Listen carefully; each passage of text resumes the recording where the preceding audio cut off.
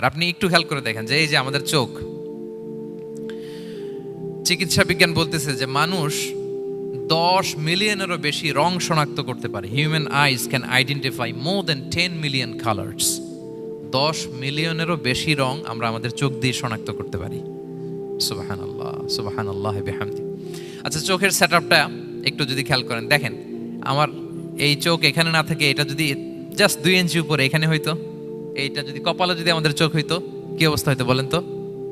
সিজদা দিতে পারতেন আল্লাহকে? বলেন, দিতে পারতেন? আচ্ছা, আমরা কিছু খাওয়ার সময় আমরা কি করি? ওইটা ভালো আছে কিনা, পচে গেল কিনা, স্মেলটা আগে দেখি, তারপরে খাই। দেখেন কত চমৎকার সেটআপ। একটু খেয়াল করেন, এই নাকের সেটআপ যদি এইখানে না থাকে, আমাদের নাক যদি পেছনে থাকতো, খাওয়ার সময় খাবারটা বাসি কিনা, ভালো আছে কিনা কি করতেন? লাকাদ খালাকনাল ইনসানা ফি আহসানি তাকওয়িম। আচ্ছা দেখেন, এই যে আমরা কান দিয়ে শুনি, এই যে কান পেঁচানো, মনে করেন না যে এমনি এমনি পেঁচানো, এই পেঁচানো, এটাই পথ না থাকলে আমরা শুনতেই পেতাম না। এটা এমন ভাবে সেটআপ করা, এটাই ইথারে ভাষা তরঙ্গকে এয়ার ড্রামের ভেতরে সুন্দরভাবে ইনপুট করে, নাহলে আমরা শুনতে পেতাম না। আপনার এই কান কেটে ফেলে দিলে আপনি শুনতে পারবেন না।